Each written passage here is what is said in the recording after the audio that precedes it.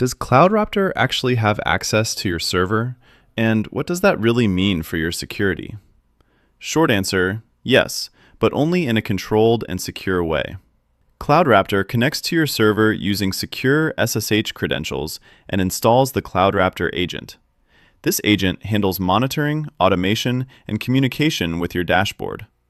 This access is limited to essential automated operations like server provisioning, monitoring, deployment, and security configuration. CloudRaptor does not continuously browse your server or manually access your files. Access is only used when required for automation, nothing beyond that. All credentials are encrypted and stored securely to protect access.